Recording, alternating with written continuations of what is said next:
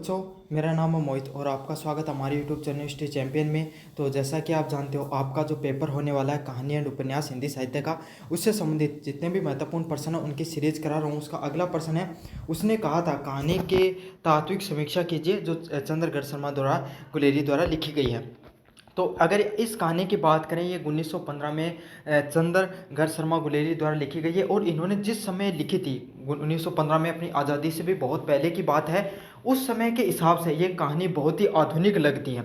उस आज के समय पढ़ोगे तो बहुत आप आम बात हो गई आज के समय में, लेकिन उस समय के हिसाब से बहुत एक अनोखी कहानी थी जिसमें इन्होंने प्रेम की बात की गई थी और उस प्रेम को इन्होंने नैतिकता के साथ दिखाया। साथ के साथ इन्होंने अपनी कहानी में लिखने का एक खास विधा का प्रयोग किया है जिसमें इन्होंने पीछे जाकर कहानी को समझाया। मतलब जैसे आप मूवी देखते हो ना, तो उसमें फ्लैशबैक चलता है क्या कि कोई लेखक होता है, उसका वास्तविक जीवन तो अब का चल रहा है, लेकिन पीछे से 10 साल पहले की कहानी दिखाई जाती है और फिर से वर्तमान की कहानी शुरू होती है। तो इसी तरीके से इस कहानी को लिखा गया है। तो उस समय 1915 में इन्होंने इस तरीके की कहानी शुरुआत की थी जो आज के समय सबसे ज़्यादा पॉपुलर, जो आज के समय जो पॉपुलर चल रहा है ना, 2000 से लेकर 2025 तक, आज तक भी ये ट्रेंड अच्छा चलता है जहाँ पे फ्लैशबैक वाली स्टोरियाँ दिखाई जाती हैं और प्रेम से संबंधित स्टोरियाँ काफ़ी ज़्यादा पॉपुलर होती हैं। तो वो चीज़ इन्होंने 100 साल पहले लिखी थी। उस समय ये सब चीज़ें सोचना भी बहुत ज़्यादा मुश्किल था। तो यही खास विधा बनाती है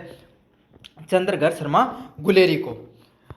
तो ये इनका क्या है, भूमिका है। साथ के साथ इन्होंने जो प्रेम है उसको नैतिकता के साथ जोड़ा है। इसमें क्या क्या लिखा है, इन्होंने सिर्फ एक प्रेम कहानी नहीं लिखी बल्कि उसमें क्या जोड़ा, इंसानियत और देश के लिए फर्ज निभाने वाली एक मिसाल के रूप में इस कहानी को पेश किया है। तो इन्होंने सिर्फ प्रेम को एक आसक्ति के रूप में, एक शारीरिक संबंध के बीच में नहीं दिखाकर, बल्कि एक इंसान की आत्मीय प्रेम और एक इंसानियत के साथ देश का प्रेम और फर्ज निभाने वाले व्यक्तित्व के रूप में जो उसके पात्र है उसकी रचना की है। ये तो इसकी भूमिका इस कहानी की। अब अपन बात करेंगे इसमें जो कथा वस्तु है और तत्व क्या है। तो कथा वस्तु और तत्वों की बात करें, भाई कहानी है किसके ऊपर।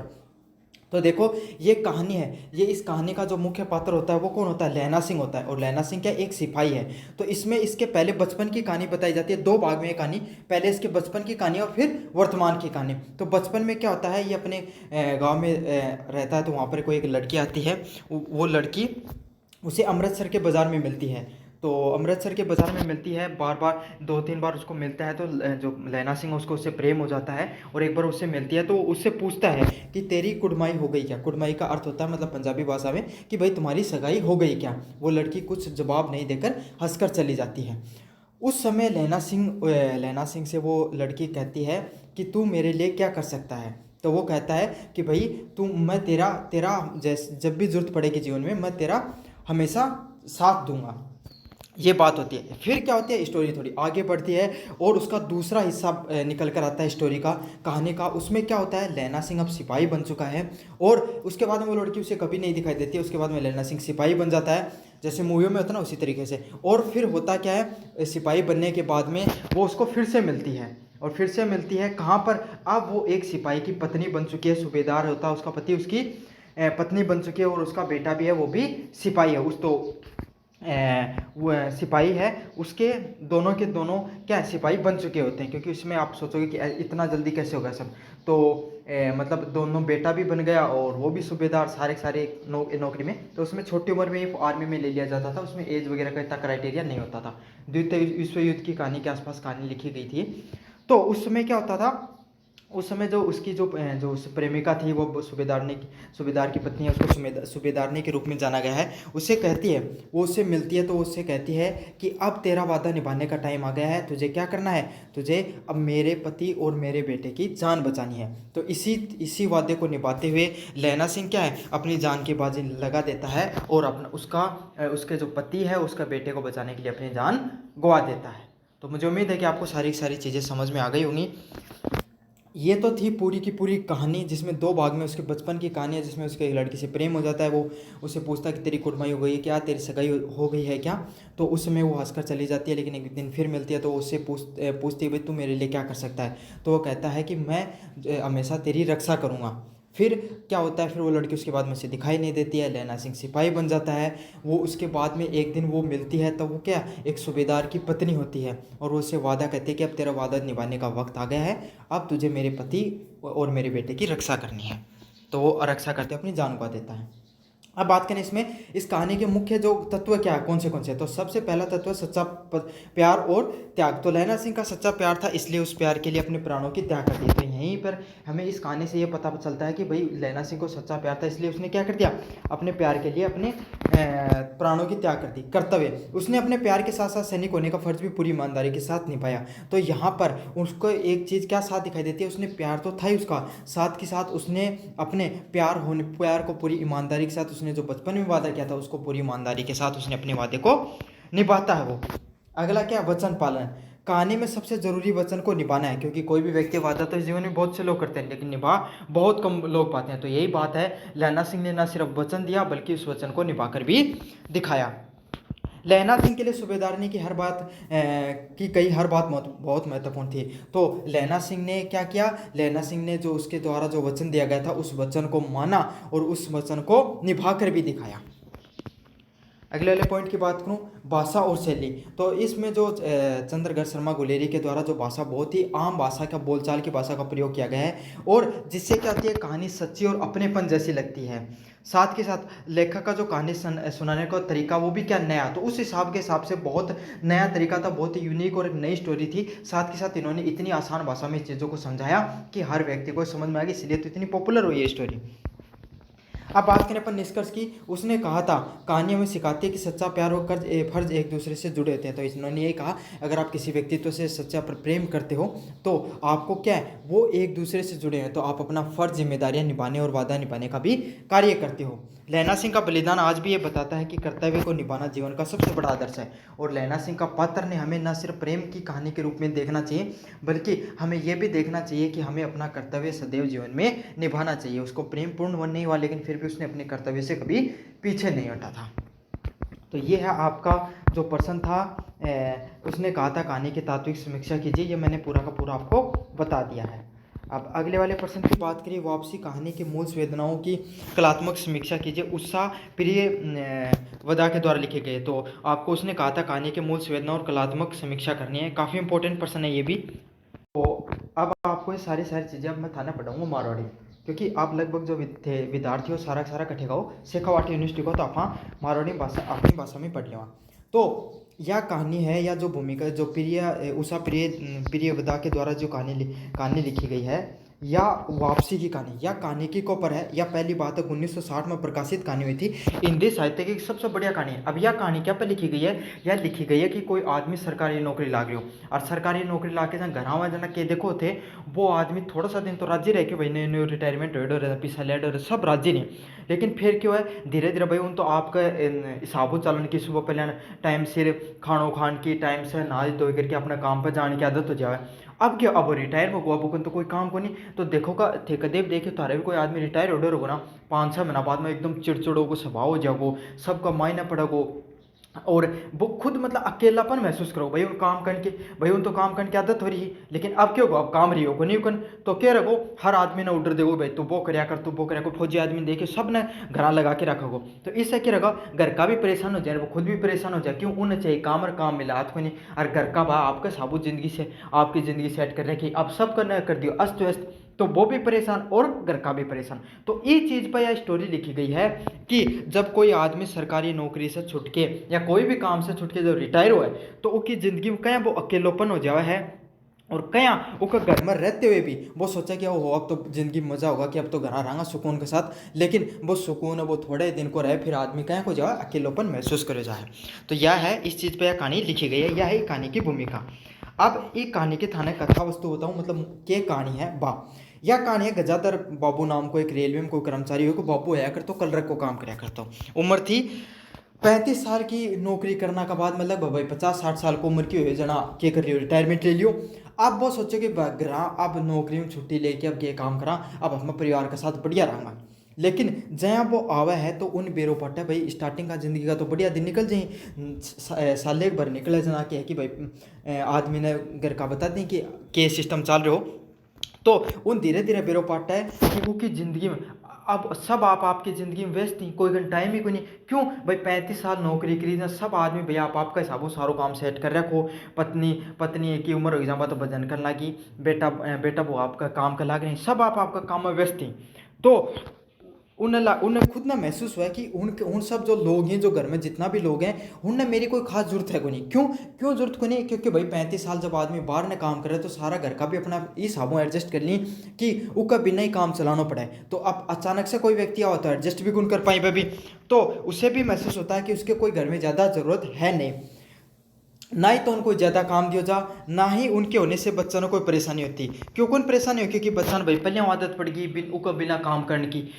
तो धीरे धीरे उन्हें एहसास हो जाए कि उसके अहमियत जब तक ही थी घर में, जब तक 2 रुपया कमाया करता हूँ। सीधी बात है, थारी भी जल्दी होगी जब 2 रुपया कमाऊंगा, है ना। तो उसको ये पता चलता है कि भाई मेरी अहमियत तो जब तक ही थी जब तक मैं 2 रुपया कमाया करता हूँ, 2 पैसा कमाया करता हूँ। और लास्ट में वो ये फैसला लिया है कि अब अपना ऐसा लगा है कि अब थोड़ा ही दिन रहा ये साबुत हो तो घर छोड़ के वापस काम करने चल जाए, और कठे चल जाए, वो चले जाए चीनी की कंपनी में, चीनी बना करें ना उसकी कंपनी के अंदर, मिल के अंदर काम करना है। तो ये कहानी की मुख्य भावना यही है कि कोई भी व्यक्ति है वो परिवार में रहते हुए भी कितना अकेला महसूस कर सके, या फिर ऐसा भी समझा सको एक व्यक्ति है वो एक मनुष्य है या वो अपना कार्य करने के बाद में जब घर आता है तो उसके जीवन में किस प्रकार का संघर्ष देखने को मिलता है, इस बारे में भी बताया है। तो मन उम्मीद है कि थारी सारी की सारी स्टोरी भी समझ में आ गई होगी, भूमिका भी समझ में आ गई होगी। अब बात करें अपन भाषा और शैली की। देखो मैं था यह स्टोरी बताइए थारा मेरे हिसाबों तो आया कोई बच्चों को नहीं जगह स्टोरी समझ में को नहीं आई होगी। समाज से संबंधित स्टोरी है, आराम थे रिलेट कर ली होगी। तो ये कहानी की भाषा बहुत ज़्यादा सरल है। तो यही 5 भाषा शैली से संबंधित आओ तो यही 5 शब्द लिखने हैं कि भाषा बहुत ज़्यादा सरल है। लेखक ने અહીંયા को शब्दा को प्रयोग किया सीधो दिल में जाके लगे आदमी का। थारे भी लगे हो, थारे घर में भी कोई ना कोई रिटायरमेंट आदमी को, फौजी आदमी या कोई रिश्तेदारी में को, उनका टावरा का नहीं सुन तो भालो पिताजी तो कति बहुत कल्डो आदमी है। यही बात है ना। तो बस यही बात है, सीधा અહીંયા का शब्दा का प्रयोग है जो समाज से संबंधित ही और ये वास्तविक भी अपना लागे हैं। इन्होंने पात्र को मन की बातें और व्यवहार को बहुत अच्छे से दिखाया, लेकिन खास बात यह है ये पात्र है ना वो की मन की बात, मायने दिल की बात है, दिल का दुखड़ा है ना बह का बह सुनाए हैं। और व्यवहार बहुत बढ़िया दिखाया कि भाई आदमी जो है एक पात्र है उसने बहुत अच्छे व्यवहार में दिखाया। भाई पैसा कमा तो व्यवहार को तो आप बढ़िया हो जाए। कहानी की शैली बहुत यथार्थवादी, और कहानी की जो शैली बताई गई है ना वो बहुत वास्तविक है। अब थे पढ़ी है कहानी ने सुनी है शायद, अब तक तो पढ़ी को नहीं होगी क्यों अब भी पढ़ी है मेरे कन, किताब तो खोलने कोई काम आत को नहीं अपना लास्ट दिन उखलिया। तो यही बात है, कहानी थान पढ़ के कमों कम ऐ लागी हुई या तो मेरे आसपास किसी कहानी है लागी ना तो एकदम रियलिस्टिक कहानी है जो समाज की एक सामान्य समस्या को दिखाती है। और ये बात एक समाज में आम बात है, एक सामान्य सी समस्या है। निष्कर्ष की बात करें, वापसी कहानी सिर्फ गजाधर बाबू की कहानी नहीं है बल्कि हमारे समाज की बदलती हुई सोच को दिखाती है। तो इस चीज़ में क्या दिखाई गई है कि आज के समय में जो पैसे का जो बहुत ज़्यादा महत्व बढ़ गया अपने समाज में, उस चीज़ को इन्होंने दिखाया है। इस कहानी को सोचने के लिए मजबूर कर देती है कि हम अपने परिवार के में बुजुर्गों के साथ कैसा व्यवहार करते हैं। और इस कहानी में क्या बताया गया है कि भाई अपने कहानी में यह भी बताया गया है कि जब आदमी बुजुर्ग हो जाए तो क्या अपना ना अच्छा को लगे। आजकल देखो टाइम भी है कि आदमी मदर्स डे हो, फादर्स डे है ना, तो आज स्टेटस लगाएंगे का जोर कर घर का खती एक गड्ढो पानी को पकड़ा तो वो कौन पकड़ाए जा, है ना। तो यही चीज़ है कि अपना अपना जो माता पिता हैं या बड़ा बुजुर्ग हैं उनका साथ क्या कहें को व्यवहार करना, यह चीज़ भी बताई गई है। आज ये कहानी बहुत महत्वपूर्ण है क्योंकि यह हमें रिश्तों की अहमियत और अकेलेपन की पीड़ा को समझते हैं। तो आज के टाइम में खास करके यह ज़्यादा महत्वपूर्ण या ज़्यादा अपना असलियाँ लगा है। क्यों? क्योंकि आज के समय जो रिश्ता ही उनकी अहमियत कम होती जा रही है। इंसान रिश्ता से ज़्यादा अपना माँ बाप से ज़्यादा आपका फोन न टाइम देवे है। देख लियो थारो वो टाइम कितना है कोई भी चीज़ पूरे दिन को। तो यही है, यही आज की, और ये 1960 की लिखी हुई कहानी है लेकिन आज भी अगर आप पढ़ रहे हो कितने पुरानी वर्ष की कहानी है लेकिन आज भी आपको वास्तविक लगती है कहानी। अब बात करें अपन पाजेब कहानी की मूल संवेदनाएं और संदेश। तो पाजेब कहानी में कौन सी मूल संवेदनाएं और संदेश दिए गए उसके बारे में विस्तृत रूप से आपको टिप्पणी करनी है। तो ये जनेंद्र कुमार के द्वारा लिखी हुई कहानी है। तो इस कहानी के बारे में मैं आपको बताऊंगा। ये कहानी सबसे पहले जनेंद्र कुमार का द्वारा लिखी गई है। कहानी की है, एक कहानी में एक बालक की कहानी बताई गई है जिम क्या होता है टाबर पना अपना घर का क्या करता, कोई चीज़ गुम जाए करती जना घर में एक है को टाबर जरूर हुआ है जिन जो कोई भी गलती करो घर में सबको पर जागो ओहो, अगर मान लो कोई गिलास टूट गो तो ओ करियो हो, और घर में कोई चीज़ घूम जाता ओ ही करे होगा। तो बस ओ ही वो ही स्टूडेंट की यह कहानी है। वो कौन है घर में, वो को नाम है मुन्ना। समझ में आ गई। तो इनमें क्या बताया गया है कि भाई वो जो आदमी है ना, जो बच्चों है को घर में है को जिग पर क्या कि सब ज़्यादा शक हो कि कोई गलती करी हुई, तो यो आदमी को ऊपर क्या है, ऊपर अक्सर को माँ बाप ही भी थोड़ा रोड़ा ज़्यादा करी, उन कूट भी दी देखे दी। तो यही बात है, कदे थारे भी पड़ी होगी मार। तो यही चीज़ है, इसी चीज़ में बताई गई जब बच्चे को बचपन में मार पीट की जाती है, उस पर उसको ज़्यादा मतलब प्रताड़ित तो क्या बोलेंगे, उस पर ज़्यादा शक किया जाता है, तो वो चीज़ है ना वो बच्चे के मानसिक रूप से भी असर कर जाती है। तो यही चीज़ कहानी में बताई गई है कि जब बच्चा होता है छोटा, उसको पता नहीं होता चीज़ों पर, जब आप उस पर शक करते हो और उस पर गुस्सा दिखाते हो और उस पर के साथ अगर थोड़ी बहुत मारपीट भी हो जाती है, तो उसके क्या वो चीज़ों को मन में बैठ जाए, वो डर उसका मन में ठेस पहुँच जाए। थारा तो कदे बैठे को नहीं, लेकिन मान लो कोई टावर का बैठ भी जा। उन्होंने एक खोई हुई चीज़ पाजेव के बहाने रिश्तों की सच्चाई और विश्वास की कमी को दिखाया, लेकिन खास बात यही है जनेंद्र कुमार ने क्या किया है, जनेंद्र कुमार ने इस कहानी के माध्यम से रिश्तों में अविश्वास की कमी, जहाँ आजकल को ट्रस्ट इश्यूज जो थे इंग्लिश में बोलिया करो आजकल का कपल गोल्स में, तो भैया ट्रस्ट इश्यूज के बारे में इन्होंने उस समय के हिसाब से ये कहानी लिखी है कि किस तरीके से रिश्तों में विश्वास की कमी दिखाई देती है, और जो विश्वास होता है उसकी वजह से रिश्ते काफ़ी बार टूट भी जाते हैं और रिश्तों में क्या कड़वाहट भी आ जाती है। तो यही चीज़ इन्होंने बताई है। अब बात करना था कहानी की है, यह कहानी एक मुन्ना नाम के एक बच्चे की है जो अपने जिको क्या है उसके, यह कहानी एक जय माले में बताया था कि घर में एक वो टाबर होते हैं, वो टाबर मुन्नो ही है। अब मुन्ना के है, मुन्ना की एक बाण ही रानी, समझ में आई। अब रानी के लिए वो बेटो वो पिताजी लेके आया कोई पाजेव गई गुम, कठिन कठिन बिना दर्दी होगी, कोई मम्मी दर्दी होगी या फिर बा खुद दर्दी होगी, या फिर कठिन बिना पिताजी खुद ही दर के भूल गया होगा। अब आया मुन्ना हो कुछ मत दी टाबर एकदम, तो क्या हो घर का को सब पहले सक गयो, बोले पाजेव घूमी कठे, बोले मुन्ना कठिन कठे लगाई है बिल, तो उन पकड़ के क्या कर लेंगे पहले तो दो तीन ने तो दरेंगा का थप्पड़, और पा उन खिंगा दो तीन सुनाई रोड़ा अपने साथ भी जय कर देना कते, तो बाई हो रही है मुन्ना के साथ भी। अब बालक हो थोड़ा छोटो, कई बालक तो वहीं एकदम आया का जनका कोई कति फर्क कौन पड़ा है, लेकिन यो टाबर थोड़ा सेंसिटिव स्वभाव का आदमी टाबर हो, तो इनके हो इन जय चीज़ा को बेरो पाट्यो, जय थोड़ा सा रोड़ा आया यो रोन लागो, थोड़ा सा दुखी हो, समझ सेंसिटिव टाइप को बच्चों है तो थोड़ा सा रोड़ा होता है क्यों दुखी होने लागो और रोने लागो, काफ़ी बालक वही है का है ना। तो इससे क्यों उन लग गया कि भाई मैं तो गलती करी को नहीं, फिर भी मन तो रोड़ा हो रही, समझ में आ गई, तो वो दिल पे ले लिया ये बात। तो ये घटना से क्या होगो उनका दिल में आया को डर बढ़ गो। अब कोई भी गलती होती जना क्या हो जाता उन खुद ना पहले डर लग जाता मैं तो करिए नहीं भाई। तो यही चीज़ बताई गई है। अच्छा, इस कहानी में आखिर में क्या हो जाता है, वो पाजे मिल भी जाती है, लेकिन पिता के द्वारा उस पर जो सक्रिय को है ना उसका वजह से जो बच्चा है उसका जो भोलापन है, उसके अपने पिता के प्रति जो कड़वाहट हो गई रिश्ते में, या पिता के प्रति उसका विश्वास है वो क्या हो जाता है, कम हो जाता है। तो यही चीज़ हमें दिखाई गई, चाहे बच्चा हो चाहे बड़े हो। अगर आप रिश्तों में जब शक आने लग जाता है, रिश्तों में आप जब आप किसी पे शक करते हो, या फिर रिश्तों में आप जब आप किसी निर्दोष व्यक्ति पे शक किया जाता है, तो उसमें क्या हो जाता है, वो रिश्ते में कड़वाहट आ जाती है, वो रिश्ता टूट जाता है। और ख़ास करके जब बच्चा होता है, छोटा बच्चा होता है, अगर उसके साथ अगर इस तरीके की घटना हो जाती है, तो वो आपके लिए उसकी नज़रों में आपके लिए हमेशा क्या हो जाता है, उसकी इज्जत थोड़ी कम हो जाती है। तो यह चीज़ इसमें बताई गई है। मन उम्मीद है कि थारी कहानी समझ में आ गई, कि बहुत ही एकदम सरल और स्पष्ट शब्दां में समझाने की कोशिश करिए।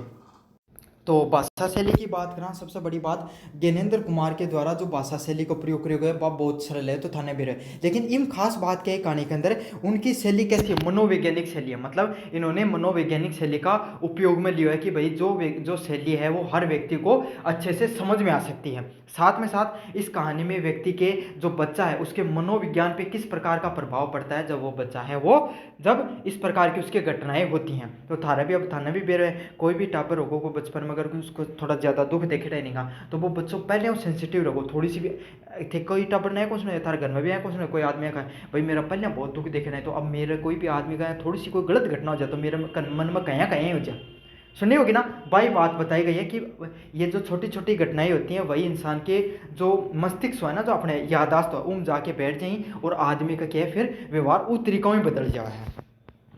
तो इन्होंने घटनाओं को से ज़्यादा पात्रों की मन की भावनाओं और सोच को महत्व दिया। तो यह खास बात की कहानी में इन जो एक कहानी है इन घटना और पात्र में मन की भावना ही उन्हें ज़्यादा महत्व दिया, कि भाई लोग के प्रकार की उनको जो विचारधारा बदल जाए, कि किस प्रकार का इंसान का जो सोचने का तरीका है वो बदल जाता है जब उसके साथ ऐसा कुछ गलत घटनाएं किसी व्यक्ति के साथ घट जाती हैं। तब इस कहानी के निष्कर्ष की बात करें अपन, तो ये एक बहुत ज़रूरी संदेश देती है भाई विपाजेव कहानी है, एक बहुत ज़रूरी संदेश के दे है। ये बताओ कि बच्चे के साथ कैसा व्यवहार करना चाहिए। तो यही चीज़ हमें बताई जा रही है भाई। आजकल का तो सब कोई सब लाड प्यार में राखी है आपका टाबर ने थाने पे रहे, लेकिन पेड़ के कूट दिया करता। जना बताई गई है कहानी कि पहल्या कई साबुन कहानी लिखी है कि पहल्या बताई कि भाई टाबरन यहाँ थोड़ा पुचकार के भी रखना चाहिए, सदा कूटना ही नहीं चाहिए, लेकिन बहुत टाइम से ही थो हमें उन पर विश्वास करना चाहिए। साथ साथ क्या बताई गई कि हमें है ना उन्हें उन लोगों पर क्या करना चाहिए, बच्चे हैं उन पर विश्वास भी करना चाहिए, छोटी मोटी चीज़ों पर उन्हें शक नहीं करना चाहिए।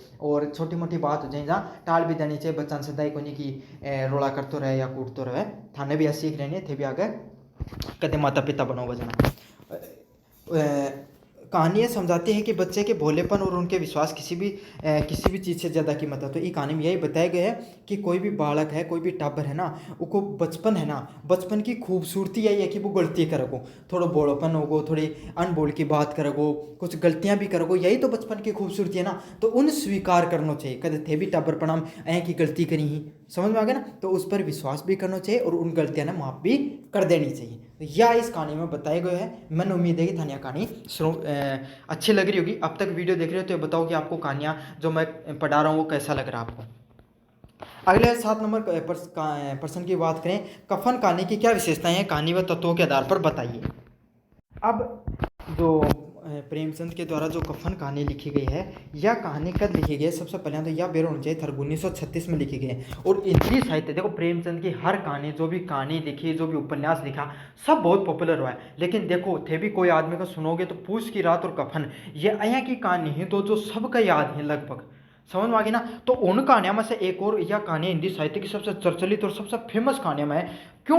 क्योंकि 1936 की बात है, उस समय गरीबी अपना चरम सीमा पर थी भारत के अंदर। क्यों? अंग्रेजा की देन ही कीमी तो, और उसमें आज़ादी का आंदोलन भी चल रहा, अकाल वगैरह भी आ रहा, तो कि गरीबी अपनी चरम सीमा पर है। तो उस समय के इन्होंने ग्रामीण परिवेश पर की कहानी लिखी। और कहानी में क्या चीज़ ही आज के टाइम में भी थे, देखो ना कि समाज में एक आध आदमी यहाँ गए हैं जो जन के में भाई टाबर पढ़ाऊँ तो कोई आदमी बुरा को नहीं हुआ है, समझ। बचपन से पैदा होते हैं थोड़ी कोई इंसान अच्छा है बुरा होता है, वक्त और परिस्थितियों के साथ बुरा होता है। तो उन्हें अगर कोई आदमी थे को नहीं हो, सीधी सीधी बात होता हूँ, यहाँ कह दो ना कि 50 रुपये को अगर मैं दौड़ियो डब्बो ला दूंगा तो भी थे कि कोई काम कर दूंगा। तो अपने समाज में घना ही आदमी है कहूँ जो 50 रुपये का जो डब्बा मारने वाली चीज़ के लिए पानी आने वाला पानी के लिए क्या कर दी, काम कर दी ना। तो यही भैया की हूँ आदमी की कहानियाँ समझ लो। तुम क्या दिखाई कि भाई आदमी सदा ही थोड़ी है कहा, बतो कि एक वक्त की परिस्थिति कुछ है कि रही है, गरीबी है, कुछ गरीबी देखिए, कुछ उनकी मजबूरी रही है समय के साथ। तो बके अया का बनगा ही जो क्रूर उनको जो व्यवहार है वो पलियों को तो अया का गलत व्यवहार पलियों को तो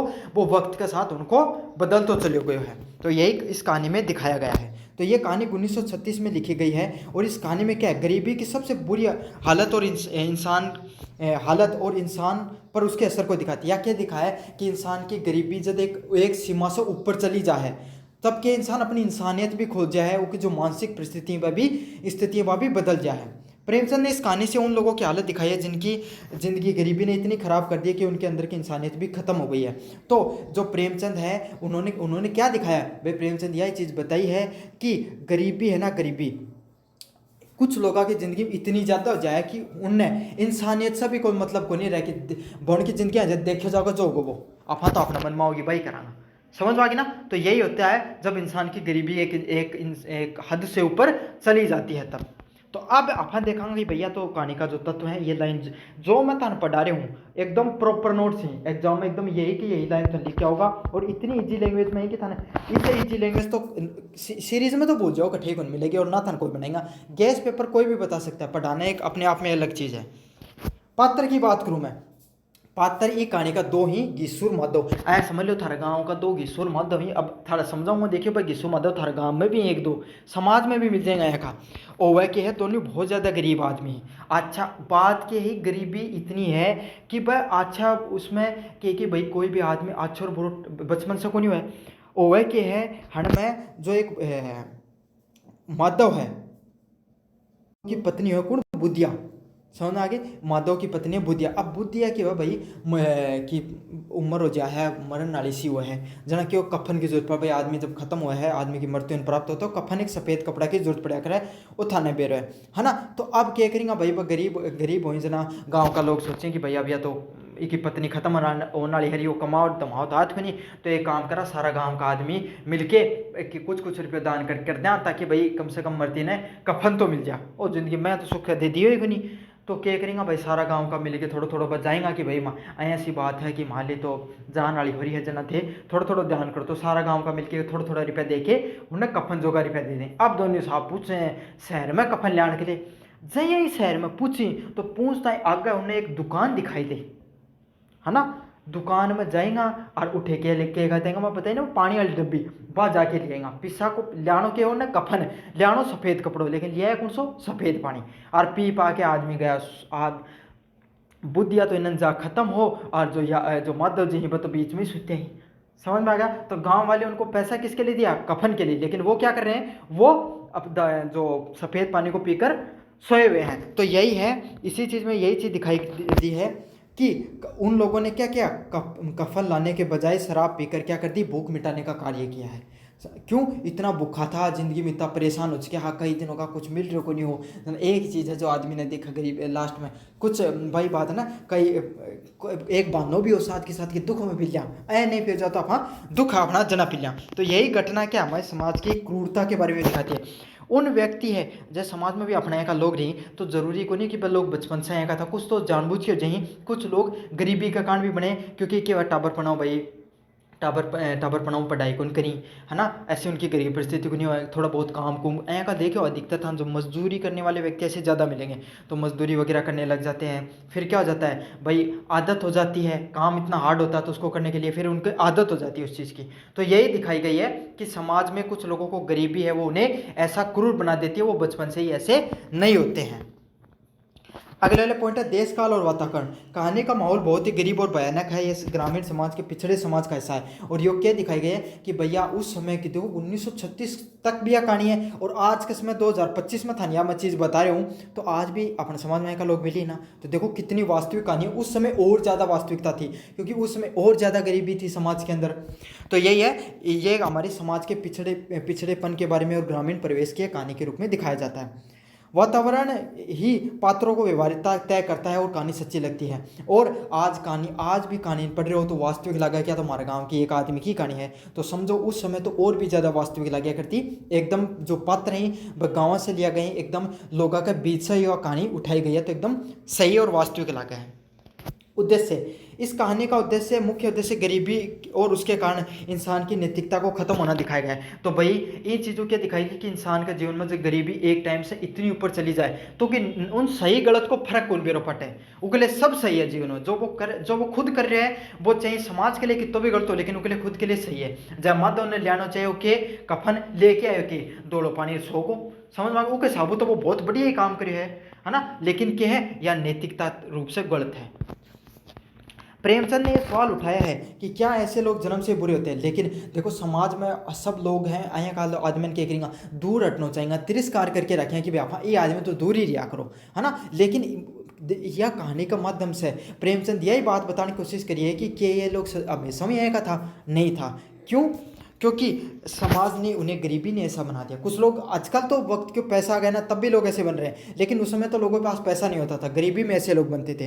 तो इसमें क्या दिखाया गया है, समाज में ऐसे लोग क्या बनते हैं, क्योंकि गरीबी उन्हें बहुत ज़्यादा मजबूर बना देती है। तो इनडायरेक्टली प्रेमचंद ने उन्होंने क्या किया है, गरीबी पे कटाक्ष किया है। भाषा और शैली की बात करें तो भाई बात है, भाषा शैली एकदम सरल तो होनी है हर कवि की, और कड़वी सच्चाई वाली भाषा भी है। तो इसमें एक खास पॉइंट यही है आपको लिखना है कि कड़वी सच्चाई। भाई सच्चाई क्यों, क्योंकि गरीबी पे इन्होंने कटाक्ष किया है। इनकी शैली यथार्थवादी लगती है, जो बिना किसी दिखावे के समाज की हकीकत को सामने रखती है। तो प्रेमचंद की यही खास बात है। प्रेमचंद की कोई भी कहानी थे पढ़ोगा तो थाने लगा कि यह कहानी तो एकदम वास्तविक है, हमारा समाज के आसपास का लोगों की ही है, तो एकदम वास्तविक कहानी के रूप में थाने यह चीज़ देखने में लगी। निष्कर्ष की बात करूँ मैं, कफन कहानी अपनी तीखी सामाजिक आलोचना के लिए जानी जाती है। एक ऐसी कहानी है जो हमें गरीबी, भूख और इंसान के नैतिक पतन के बारे में सोचने के लिए मजबूर कर देती है। तो कफन कहानी है या क्या है, अपने जो समाज है उसकी वास्तविक घटना पर एकदम क्या की आलोचना करती हुई, गरीबी पर आलोचना करती हुई दिखाई गई है। यह एक कहानी है जो कि क्या दिखाओ अपना इंसान की गरीबी, भूख और इंसान के नैतिक पतन के बारे में सोचने के लिए मजबूर कर देती है। तो यही है कि जब इंसान के जीवन में गरीबी, भूख, विकट परिस्थितियाँ इतनी ज़्यादा हो जाती हैं तो इंसान के अपना आप ही भाई नैतिकता को पतन हो जाए, उन सब कुछ सही गलत भी सही लगना जाए, सही तो सही वापस वही है। यही कहानी आज भी महत्वपूर्ण है जितनी पहले थी। तो आज के समय में भी समाज में अपना ये सब घटना देखने मिले तो आज भी यह कहानी उतनी ही प्राय सही लगा है जितनी उस समय थी। समझ में आ गई था यह कहानी। अब बात करें अपन कफन कहानी का जो सारांश क्या होता है कफन कहानी का। जो कफन कहानी का सारांश है ये मैं पढ़ाऊंगा नहीं क्योंकि सेम ही कहानी है, सारांश वही है जो मैंने आपको पूरा का पूरा बता दिया है। इस प्रश्न को हटाकर मैं दूसरा प्रश्न ऐड कर दूंगा इसमें आपके सामने। तो ये नहीं वाला पढ़ाने वाला, अगला पढ़ो बंटी का उपन्यास, काफ़ी ज़्यादा इंपॉर्टेंट है क्योंकि उपन्यास से जरूर से प्रश्न देखने को मिलेगा आपको बंटी से। तो अपने आपका बंटी उपन्यास की आपको क्या मनोवैज्ञानिक समीक्षा करनी है, ये प्रश्न देख लेना। इससे संबंधित और भी 4-5 टाइप के प्रश्नों में लैंग्वेज बदल बदल के प्रश्न पूछा जाता है। समझ में आ गया। तो आपका बंटी जो उपन्यास है इसकी बात करें अपन, ये 1971 में हिंदी साहित्य की लिखी हुई कहानी है। और ये भी अपने समय की बहुत, अगर आप 1971 के हिसाब से देखें तो बहुत ही आधुनिक कहानी लगती है उस हिसाब से। तो ये कहानी किसके ऊपर है, ये भाई जब कोई माता पिता तलाक ले ली तो उनका बच्चा पे के मनोवैज्ञानिक असर पड़ा है भाई, उन बालिका पे क्या असर पड़ा है, समाज में उनको उन्हें कुछ गलत सलत कर दिया, उनका आसपास का बच्चा है वो भी उन्हें सही से करी। अच्छा बच्चों माँ का पास कदे माँ का पास रहे, कदे पिता का पास चले जाओ है ना तो माँ को पूरा प्यार मिल पाओ ना पिताजी को ने पूरा प्यार मिल पावे। माँ अगर माता के पास रहे तो वह दूसरी शादी के लिए, पिता पास रहे अगर वो दूसरी शादी के लिए, तो क्या रहे भाई दूसरा व्यक्ति तो देखो इतना प्यार कौन करे जितना आप पढ़ो करे, यही बात है ना। तो यही है, इतनो ना तो उन कभी कोई इंसान लगा इतनो उन प्यार मिले जो को बचपन है वो भी हर सब चीज़ों में क्या हुआ पूरा को पूरा खत्म हो जाए। तो ये घटना का बारे में बताया गया है कि जब यह एक मनोवैज्ञानिक समस्या पर आधारित एक कहानी लिखी गई है जो कि क्या है कि एक तलाकशुदा माता पिता के कारण जो बच्चों के ऊपर क्या असर पड़ता है। भाई माता पिता तो तलाक ले ली, वो तो उनको व्यक्तिगत के फैसला है, लेकिन वो एक व्यक्तिगत फैसला एक बच्चे के जीवन पे, उनके होने वाली औलाद है उन पर किस प्रकार का असर डालता है, यही चीज़ इसको दिखाया गया है। यह उपन्यास बच्चे के नज़रिए से बड़ों के रिश्तों की उलझनों को बहुत संवेदनशीलता से दिखाई देता है। तो यह समाज में देखो आज के समय में तलाक कितना बढ़ रहे हैं, क्यों? क्योंकि आज हमारा समाज इन सब चीज़ें ना कोई पहले के कोई भी ऐसी की घटनाएं करती तो समाज उन्हें क्रिटिसाइज किया करता है ना, अच्छा कौन मान्या करता है चीज़ें। लेकिन आज के समय में ये सब चीज़ें सोच कोई रखा ही को नहीं कि भाई अपने बालक ही हन को ध्यान कौन रखा को। अब आज के समय इन सब चीज़ों का इतना मैं तो नहीं रह गया अपने समाज में, लेकिन कोई समय था जब हम इन सब चीज़ों को समझते थे। तो इन सब कहानियों को आपका सिलेबस में भी इसलिए जोड़ा जाता है कि परिस्थितियाँ कैसी भी आएँ, रिश्ते में कोई भी रिश्ता हो भाई थारा माँ बाप के साथ थे रिया हो आया तो आत खुनी की कदे थारी लड़ाई हुई खुनी, कदे थन थार घर का तिड़काया खुनी, थोड़ा बहुत तो थन घर का भी रोड़ा करें, माँ बाप भी करें। और उसका कि कदे कई बच्चा की तो इतनी परिस्थिति निकल और जाए कि वो घर छोड़ के भी चले जाएँ होगा ना। लेकिन अंत में जब भी बुरी परिस्थिति हो तो आखिर में थारा कदे भी साथ कौन खड़े हो, माँ बाप रहे। यही थारो जीवन में एक दूसरो रिश्तों बना को, तो उनमें भी यही चीज़ होगी, लड़ाई भी होंगी, झगड़ा भी होगा, थारा माँ बाप का भी आपस में झगड़ा है ना तो थारा भी होगा। परिस्थिति बहुत विकट परिस्थिति तक भी जाऊंगी, लेकिन एक दूसरे के साथ फिर भी बने रहना बहुत ज़्यादा जरूरी है। क्यों? क्योंकि समय निकल जाता है, अच्छा और बुरा समय आता है इंसान का निकल जाता है, लेकिन रिश्ता हमेशा बना रहना चाहिए, यही बात है। इस कहानी की जो मनोवैज्ञानिक समीक्षा की बात करें, आपका बंटी उपन्यास का एक मुख्य पात्र कौन है? बंटी है। तो ये जो कहानी जो बताई गई है, कब कहानी के बारे में बताऊँ, इसको जो मुख्य पात्र कौन है? बंटी है। अच्छा बंटी के साथ के जीवन में घटना घटी, उसके दो माता पिता हैं शगुन और अजय, वो क्या हो जाते हैं एक दूसरे से अलग हो जाते हैं। भाई माता पिता के लिए एक दूसरे को तलाक ले ली है। बंटी का इसका बहुत गहरा मानसिक दर्द झेलना पड़ता है और इसके कारण क्या होता है उस बच्चे पर, बेचारा उसकी क्या गलती थी, उसकी तो कोई गलती नहीं थी, तो उसके कारण उसके ऊपर क्या एक उसको बहुत ही ज़्यादा मानसिक पीड़ा झेलनी पड़ती है। इस कारण उपन्यास में उसकी मनोवैज्ञानिक स्थिति को बहुत ही गहराई से समझाया गया है और वो बच्चा है, वो बच्चा के ऊपर क्या गहराई से प्रभाव पड़े है उन्हें बहुत ही गहराई से समझाया गया ये चीज़ है। अच्छा अब के मनोवैज्ञानिक ढंग से वो परेशान हो बच्चों, इन कौन सा पॉइंट लिखना है। देखो पहला पॉइंट है अकेलापन और उपेक्षा।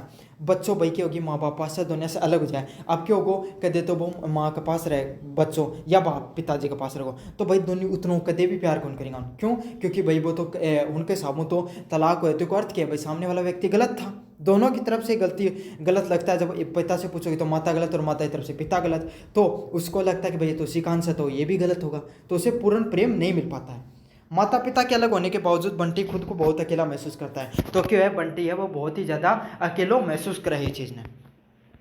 दोनों के बीच में बटकर रहने को मजबूर है। और क्या है कि भाई माता पिता अलग हो जाए तो क्या है, देखिए तो माँ के पास रखो या बेटा के पास रखो, तो इन दोनों के पास वो रहने मजबूर है। उसने न तो माँ का पूरा प्यार मिल पाता और न ही पिता का। तो इससे क्या है, न तो उन बेचारा माँ को प्यार मिल पाए का बच्चा वहीं जन तलाक जन को तलाक हो जाए माँ बापा को, तो इन ना तो बच्चों माँ ने को पूरा प्रेम मिल पा और ना ही कदे पिता को प्रेम मिल पा। वह अक्सर उपेक्षित महसूस करता है और वो क्या करे हमेशा अपना अपने कुंठित या उपेक्षित है लगा कि उन्हें अपमानित महसूस करे, मतलब हर समय। क्यों? क्योंकि ना तो देखो समाज में भी कुछ एक तरीके से तिरस्कारित देखा जा है, बयान कहते हैं तो दूसरों माँ को बेटो है, इस तरीके से। भय और असुरक्षा, बंटी के मन में हमेशा इस बात का डर बना रहता है कि उसका माता पिता उसको कभी छोड़कर नहीं चले जाएं। तो उस समय उसका ना हर समय ये बात को के भय बने रहे कि कया कदे भाइयों का माँ बाप उन्हें छोड़ के नहीं चला जाएं। उसका पिता अजय दूसरी शादी कर लेती है और उसकी माँ भी अलग शादी कर लेती है, तो उसकी असुरक्षा है वो और भी बढ़ जाए। तो इससे क्या हुआ, जो उसके अंदर और जो ये जो नेगेटिविटी की भावना है, असुरक्षा है, भाई माता पिता छोड़ के नहीं चल जाएं, बहु दोनों की शादी करने के साथ और भी बढ़ जाएंगे। और वह नए रिश्ते को अपना नहीं पाता। भाई कोई भी बच्चों है उनके लिए तो अपना माता पिता ही सब कुछ हो ही। अब उनके तो एक नया माता या नए पिता देखने, तो वो ये चीज़ नहीं भावना ना वो इनसिक्योरिटी के रूप में देख ले, उन्हें अपना कौन पावे। झूठ और दिखावा, क्योंकि भाई देखो बच्चा, कई बच्चे हैं जो आपका खिलौना ही कोई दूसरा व्यक्ति को देना चाहिए, सभी कोई नहीं देना चाहो, तो बच्चों का माता पिता ही बतो और की और भी ज़्यादा लगाव है। तो इससे कि भाई कोई कौन व्यक्ति है जो अपने रिश्तों में कोई नए व्यक्ति को आने देना चाहेगा। झूठ और दिखावा, अपने माता पिता को खुश रखने के लिए बंटी अक्सर झूठ बोलता है। तो माँ वो जो है बंटी है वो अपना माँ बाप ने खुश रखने के लिए हमेशा के बेचारा कभी कभी झूठ भी बोलना पड़ा कि भाई कि भाई जीवन में सब कुछ सही है, मैं बहुत ज़्यादा खुश हूँ, लेकिन ऐसा कभी होता नहीं है। उसके मन में एक द्वंद्व पैदा होता है कि उसके मन में हमेशा क्या एक द्वंद्व चलता रहता है। तो मन में क्या है, हमेशा द्वंद्व चलता रहे कि भाई कदे के माँ बाप उन्हें छोड़ के नहीं चले जाए। वह अंदर ही अंदर घुटता रहता है लेकिन किसी को कुछ कह नहीं पाता है। क्या है कि वो अंदर ही अंदर जो नेगेटिविटी है, सुरक्षा की भावना है, द्वंद्व है कि भाई उसका माँ बाप तो नई शादी कर ली, अब उसका क्या होगा, वो खुश नहीं है, उसे पूरा पूर्ण प्यार नहीं मिल पा रहा है, अकेलेपन महसूस कर रहा है। ये सब चीज़ें उसके जीवन में चल रही है मानसिक परिस्थितियों में, लेकिन फिर भी वो क्या किसी को दिखा नहीं पा रहा है। बचपन का खो जाना, बंटी को वह बचपन नहीं मिल पाता जो हर बच्चे का हक होता है। तो बंटी है ना, बंटी ने पूर्ण प्रेम को नहीं मिल पाया भाई, क्योंकि उसके माता पिता नई शादी कर लेते हैं, तो उस हिसाब से उसे वो प्रेम नहीं मिल पाता है जो आम बच्चे को मिल पाता है। अपनी उम्र से पहले बढ़ा जाता है। और इसमें क्या हो जाए, अगर कोई इंसान विकट परिस्थितियाँ हो तो भाई वो बच्चा की खास बात यही है ना कि वो उम्र पहले बड़ हो जाए। और कोई भी व्यक्ति उम्र से पहले समझदार हो जाए, ये कोई समाज के लिए अच्छी बात नहीं होती है। और बड़ों की दुनिया में उलझाने को समझाने की कोशिश करता और उनके रहे कि वो भाई गलती तो उसकी थोड़ी थी, उससे जो माता पिता उसकी गलती थी, लेकिन भुगत कौन रहा है, वो बच्चा भुगत रहा है।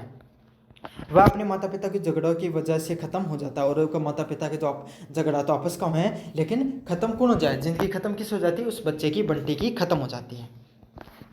आपका बंटी कहानी सिर्फ एक कहानी नहीं है, बल्कि तलाक के बाद बच्चों के मन पे पड़ने वाले असर की एक मनोवैज्ञानिक कहानी है। तो यह हमारे समाज की वास्तविक कहानी है कि भाई हमें भी इस चीज़ से सीखना चाहिए। आप इस उम्र में आपके भी थोड़े दिनों बाद में शादी हो जाएगी, तो आपको भी इस चीज़ को समझना चाहिए कि किस तरीके से इस प्रकार की कहानियाँ आपके सिलेबस में डाली इसलिए जाती हैं ताकि आप समझ सको समाज की परिस्थितियों के बारे में।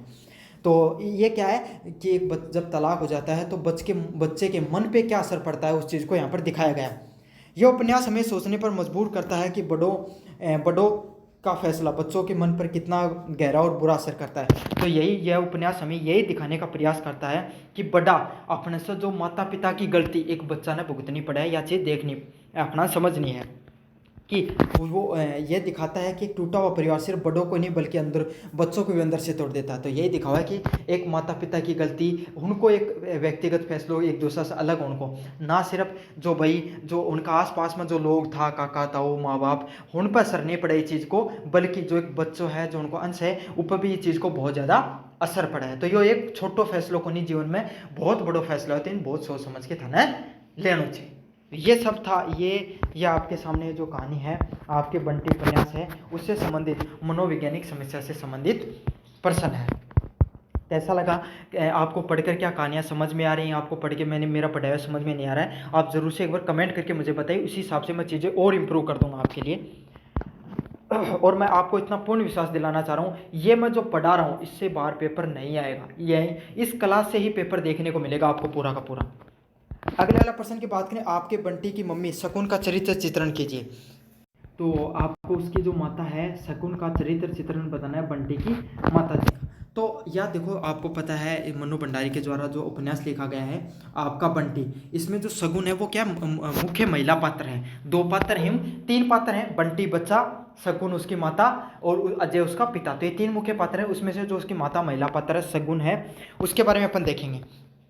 इसका क्या चरित्र चित्रण की बात करें, वो एक पढ़ी लिखी और आत्मनिर्भर महिला है। मतलब पढ़ी लिखी है, समझदार भी है और खुद पैसा भी कमाया है, आत्मनिर्भर है, जो अपने समय में आधुनिक स्त्री का प्रतिनिधित्व करती हुई दिखाई देती है। तो ये चीज़ में क्या दिखाया कि भाई आज के समय में जो महिलाएं हैं उस प्रकार की महिला के रूप में उनका चरित्र चित्रण किया गया है। उनका चरित्र सीधा नहीं है, बल्कि वह कई प्रकारों के संघर्ष और विरोधाभास दिखाई देते हैं। उनका चरित्र कैसा नहीं है, उनका चरित्र सिद्धों का अर्थ को नहीं गलत है, उसका चरित्र ये नहीं, थोड़ा सा उनके अंदर अहम की भावना है, ठीक है। वो उनके अंदर कई प्रकार के संघर्ष और विरोधाभास दिखाए। तो भाई उसकी जो मानसिक स्थिति को कैसा दिखाया गया है, संघर्षशील। उसके जीवन में उसके पति अजय के साथ नहीं बनती है, तो उसके जीवन में क्या है, संघर्ष को दिखाया गया है। वो एक ऐसी माँ है जो अपने बच्चे से प्यार तो करती है, लेकिन जीवन के फैसले लेते समय उसकी भावनाएं पूर्ण रूप से नहीं समझ पाती है। तो उस माँ के रूप में दिखाया गया है कि भाई जो अब माँ है वह अपना बेटाओं तो घना ही प्यार करे है अपने बच्चे से, लेकिन समस्या है कि है क्योंकि व्यक्तिगत जीवन है जो कि पिताजी के साथ अच्छी नहीं बनती है। तो जब वह फैसलों ले उसे अलग होने को, तो वो बच्चा का बारे में कौन सोच पाओ, बंटी का बारे में कि भाई इप के गुजरेगी, इसकी क्या मानसिक स्थिति रही होगी। वो अपनी खुशी के लिए उस बच्चे की थोड़ी सी खुशी है उसको त्याग कर देती है। समझ में आ गया आपको। तो अब ये जो शगुन है उसका चरित्र चित्रण को दिखाया गया है कि पढ़ी लिखी तो है, समझदार भी है, आत्मनिर्भर सब कुछ है, लेकिन जब भी जीवन में व्यक्तिगत फैसला लेने की बात आई तो ये चीज़ में थोड़ी सी पीछे रह जाए, यह बात बताई गई मुख्य रूप से। शगुन के चरित्र चित्रण की बात करें आपके सामने, आधुनिक और संघर्षशील महिला। शगुन के चरित्र चित्रण की बात करें, आधुनिक और संघर्षशील महिला। तो शगुन है वो क्या, एक कॉलेज की प्रोफेसर हैं, वह आत्मनिर्भर भी हैं और अपने फैसले खुद लेना पसंद करती हैं। तो जो शगुन है बाकी एक भाई को जो बात करा के काम करे है, वह एक प्रोफेसर है, कॉलेज में पढ़ा हुआ है, आत्मनिर्भर है, भाई खुद का पैसा कमाओ। तो इंसान जब पैसा कमाता है तो खुद पे के फैसले भी खुद लेता है। अपने पति अजय से अलग होने के बाद में वह अकेले ही अपने जीवन चलाती है। तो भाइयों का पति से अलग होने के बाद में क्या भाई अपने सारों घर को खर्चों कौन चला, वह खुद ही चला हुआ है। उसका ये चरित्र दिखाता है कि वो मजबूत इरादों वाली महिला है। उस चीज़ में क्या दिखाया कि भाई उसने अलग होने के लिए ये नहीं सोचा कि भाई मुझे अब किस पे डिपेंड रहना पड़ेगा, यही चीज़ है। उसका चरित्र ये दिखाता है कि वो क्या एक मजबूत कैरेक्टर वाली महिला है। अब उसकी बात करें अहम और स्वार्थ की भाव। तो शगुन का अहम उसके और उसके पति अजय के बीच में रिश्ते बिगाड़ने की एक बहुत बड़ी वजह बनता है। तो यही चीज़ बताई गई है, उनको रिश्तों टूटने की वजह क्या है, और आज भी अगर कोई रिश्तों टूटे तो को मेन वजह की अहम क्या मुख्य वजह अहम, और आज भी कोई रिश्ता टूटे तो मुख्य वजह क्या रहे, अहम रहे। देखो काफ़ी लोगों में यह रहे कि भाई मेरे तो को देखो आज तक गलती ही कोई नहीं होता ना, किसी से भी व्यक्ति से पूछ लो यही कहेंगे जिनके रिश्ते टूटते हैं आमतौर पर, मेरी तो गलती ही को नहीं, सामने कहते मेरी बात में नहीं कौन करते हो यार, है ना। ऐसा कभी नहीं होता, कोई भी गलती होती है इसमें दोनों तरफ की गलती होती है। हो सकता है कि भाई 60-40 की गलती हो कठे न कठे, इतना ही रहता है, लेकिन रिश्तों की यही पहचान होती है। आप हमेशा नासमझी के साथ कार्य नहीं कर सकते। हो सकता है कि सामने वाला व्यक्ति भी आपकी टक्कर का हो, एकदम कई आदमी तो नहीं एकदम बराबर का नहीं हुआ, वो 10 दिन नाराज होता अगलो 20 दिन हुआ, तो उनको रिश्तों कदे भी कौन चांस का दुनिया में कोई ना कोई एक व्यक्ति है को है जिन थोड़ी सी नीची भी देखनी पड़े, कदे सामने हुआ तो कदे थे भी थोड़ा नीचा देख के चलो। दोनों तरफ से बराबर पार्टिसिपेशन होना चाहिए नीचे देखने में, यानी कि एक तरफा ही कहानी चल रही है सारी। तो यही है शगुन और अजय से थे भी 6 को जीवन में शगुन का अहम ईगो और अजय के रिश्ते के बिगड़ने की मेन वजह मिला। तो दोनों के भाई दोनों अच्छा रुपया कमाया करता, तो दोनों फिर आपका फैसला लेता। अब कोई भी रिश्ता में जब आपकी चालन लग जाए, भाई कोई आदमी इन्हन खींच रहे हो कोई इन्हन खींच रहे हो, तो बीच में तो टूटेगी रस्सी। अगर दोनों एक साथ मिल के चला, दोनों बैठ के बतला ली तो क्या है, दोनों रिश्तों सही चला। तो यही चीज़ है, दोनों के बीच में रिश्ता टूटने की मेन वजह क्या होती है, अहम होता है, ईगो होता है, वो होता है। वो अपने फैसले और इच्छाओं के लिए बंटी की खुशियों को ज़्यादा महत्व देती है। तो वह फैसले और इच्छाओं तो जो कि माता है शगुन है, बा केक रहे जो आपका फैसला आपकी इच्छा आपकी खुशी के लिए क्या है, बंटी की खुशी ने ज़्यादा महत्व नहीं दे, आपकी खुशी ने ज़्यादा महत्व दे। डॉक्टर जोशी से शादी के बाद करने का फैसला भी उसके अकेलेपन को ख़त्म करने के लिए लिया गया एक स्वार्थी फैसला था। तो उसकी माता है शगुन है बा दूसरी जो शादी करे है डॉक्टर जोशी का नाम कोई व्यक्ति से, तो वो भी क्यों ले है, क्योंकि अब उसने भाई बा अकेली रहने लगी, तो अकेलेपन कोई भी इंसानों कटे को नहीं, तो उन दूर करने के लिए बहुत से कर्ण शादी कर्ण को फैसला ले। लेकिन ये चीज़ में भैया नहीं देखा है कि उसका जो बेटा है बंटी, उसके ऊपर क्या मानसिक रूप से असर पड़ेगा, वो खुश है या नहीं है इस फैसले से। वो इस चीज़ को दरकिनार कर कर क्या लेती है, अकेले ही इस चीज़ को फैसले को ले लेती है। बंटी के प्रति प्रेम और उपेक्षा, तो शगुन अपने बेटे से प्रेम तो बहुत करती है। तो शगुन है भाई, वह भी एक आम माता की तरफ अपना बेटा से प्रेम तो बहुत करे, लेकिन वह अपने झगड़ों और व्यस्तता के कारण सही समय और ध्यान नहीं दे पाती है। लेकिन क्यों भाई, प्रोफेसर है तो आधो टाइम तो स्कूल में चले जाए, बाकी अगर हाँ जना आपस में लड़बो की नहीं दोनों जना, तो बच्चा तो टाइम मिला ही को नहीं। वह बंटी से उम्मीद करती है कि वह समझदार बनकर माता पिता की बात को अलग होने की स्वीकार कर लेगा, और वह उसको समझाने के बावजूद, उसको परिस्थितियां बताने के बावजूद वो उसी से उम्मीद करती है कि भाई ये बंटी है, वो जब आज नहीं तो कल बड़ा हो जाएगा, और बड़ा हो जाएगा तब वो समझदार भी हो जाएगा, और समझदार हो जाएगा तो इस चीज़ को स्वीकार कर लेगा कि वो उसके माता पिता ने तलाक ले लिया है, जो एक बच्चे के लिए संभव नहीं है। और यही बात है, कोई भी बच्चा होता है भाई, उसके लिए वो तो समझदार नहीं होता है, उसके लिए इस बात को स्वीकार करना बहुत ही ज़्यादा मुश्किल होता है। वह बंटी की मानसिक परेशानी को समझ नहीं पाती है और अनजाने में उसे अकेला छोड़ देती है। और क्यों है कि वह बंटी की जो परेशानी है बस समझ कौन पावा, और अनजाने में उसको क्या कर देती है, अकेला छोड़ देती है। निष्कर्ष की बात करें, शगुन का जो चरित्र चित्रण एक ऐसी महिला के रूप में महिला का प्रतीक है जो अपनी आज़ादी और पहचान तो चाहती है, लेकिन प्रक्रिया में वह सबसे जरूरी जिम्मेदारी अपने बेटे से चूक जाती है। तो ये कहानी में क्या दिखाया, जो आधुनिक महिला के रूप में दिखाया हुआ है कि बात जिम्मेदारी काम करने का बीच में क्या करे, सारा काम बढ़िया करे, लेकिन जो एक सबसे महत्वपूर्ण जिम्मेदारी थी, उसकी जीवन की सबसे एक मुख्य बात थी, भाई वो चीज़ ना भूल जाए। भाई ना कि सारा प्रश्न तो पढ़ लिया, जो पढ़ना चाहिए वही भूलगा, मतलब सारा प्रश्न अच्छे से याद कर लिया लेकिन फॉर्मूले भूल गया ना, काम क्या है पोटेटो। तो भाई बात है ना, यही करे कि सारे काम तो अच्छे से करती है, आत्मनिर्भर भी है, पैसा भी कमाओ, समझदार भी है, आधुनिक भी है, सब की है, लेकिन क्या करे, रिश्ता ने सही से कौन चला पाया, अपने बेटा ने भी कौन समझ पा रहा, अपने पति ने भी कठे समझने में बा चूक कर है। वह एक पूरी तरीके से बुरी महिला नहीं है, लेकिन उसको जो करेक्टर दिखाए वो मिलो जुलो दिखाए कि भाई पूरी गलती तो उसकी भी को नहीं है, बल्कि वह एक ऐसी इंसान है जो खुशी की तलाश में अपने बच्चे का बचपन खो देती है। बस उसकी गलती यही है कि वह खुद खुश रहने के लिए अपने बच्चे का कर दे है, उसकी खुशी को त्याग कर दे। चाहती तो बाकी एक कर्ज कहीं थोड़ा सा एडजस्ट करके वो बच्चा को जीवन और बढ़िया बेहतर बना सके थी को बचपन को। उसका चरित्र हमें यह सोचने को मजबूर कर देता है कि एक महिला का आत्मसम्मान और माँ का कर्तव्य कैसे एक दूसरे को आमने सामने आ जाता है। तो यह कि दिखाया गया ये चरित्र हमें एक सोचने पर बहुत ज़्यादा मजबूर कर दिया है कि इंसान को एक आत्मसम्मान, मतलब खुद को फैसलों और एक माँ को कर्तव्य, दोनों अगर एक साथ लेके चलना तो इंसान है एक जो दोनों चीज़ हमेशा कदे बराबर कौन चाल सकें, के तो माँ को कर्तव्य पूरा होगा, क्या आत्मसम्मान पूरा होगा, के तो भाई थे थाली चलाओगा, और के भाई जो कर की रिश्तेदारी है या जिम्मेदारी है वह संभाल पाओगा। अगर थे थाली ज़्यादा चलाओगा तो जिम्मेदारी पीछे रह जाएंगी, और जिम्मेदारी निभाओगा तो थाला थोड़ा बहुत फैसला में थाने एडजस्ट करना पड़ेगा। समझ में आ गई।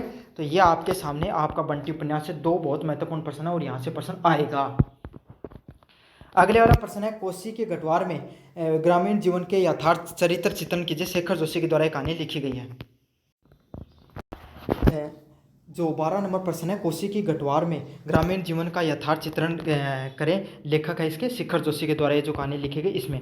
तो देखो ये जो भूमिका की बात करें, शेखर जोशी की जो कहानी है कोसी के गठवार कहानी आंदोलन की एक बेहतरीन रचनाओं में से है। तो यह जो शेखर जोशी के द्वारा जो कोसी की गठवार जो नामक कहानी लिखी गई है, ये जो नई कहानी आंदोलन, मतलब एक नई कहानी की लिखने की जो एक नई रूपरेखा चल रही थी, एक नया दौर चल रहा था, उस आंदोलन की एक सबसे शानदार कहानियों में से एक है। यहाँ समझो यह कहानी कट्ठे दिखाई गई, यह कहानी है पहाड़ा के बीच में, मतलब जहाँ समझ लो कि हिमाचल प्रदेश हो गया, उत्तराखंड साइड की कहानी है ना। वहाँ के लोगों के सीधे साधे व संघर्षशील जीवन के बारे में बताया गया। तो भाई उठे का लोगों को जीवन कहीं को रहे, सीधो साधो जीवन है भाई, क्यों ग्रामीण परिवेश का लोग नहीं संघर्षशील जीवन रहे, क्यों भाई आदमी ने मान लिया एक छोटी सी देखो, एक आप शेखावाटी रीजन का हो, शेखावाटी क्षेत्र का पेपर है, तो ठेका बच्चा हो आपना ने थारा शहर कितनी दूर हो, 50 किलोमीटर होगा, 100 किलोमीटर दूर होगा, ज़्यादा ज़्यादा यूँ ज़्यादा दूर तो होगा 50 से ज़्यादा झोंदम कोई भी शहर दूर को नहीं, कोई भी आदमी का बड़ो शहर बता रहे मैं, छोटो तो बड़ी दूर की बात है, 50 किलोमीटर तो झोंदम पूरा ही है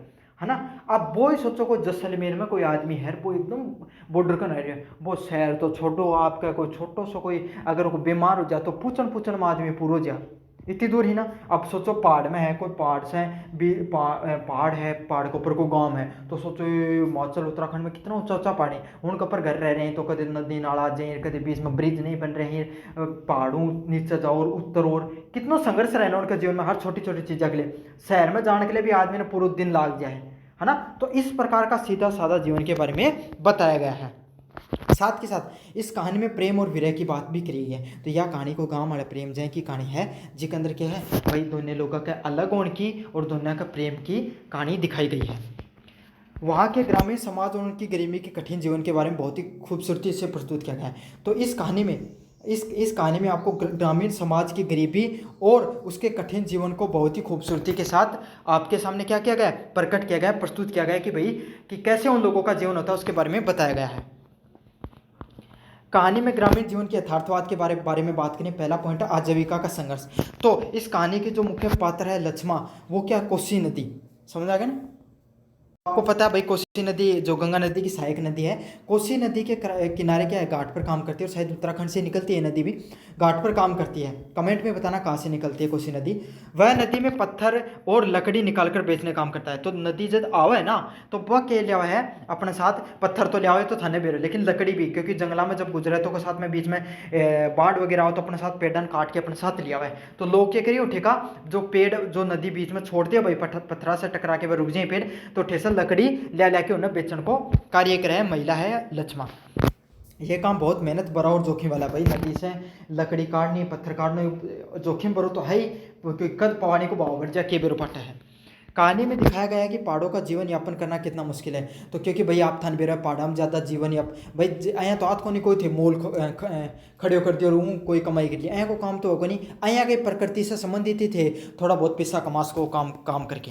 तो यही उसमें ये दिखाया गया कि उनका जीवन कितना संघर्षशील होता है, और लोगों के लिए रोजी रोटी के लिए प्रकृति पर कितना निर्भर रहना पड़ता है। और ये भी दिखाया गया है कि वहाँ के लोगों को अपनी रोजी रोटी के लिए, कमाई करने के लिए भी लोगों को कितना ज़्यादा आपको प्रकृति पर निर्भर रहना पड़ता है।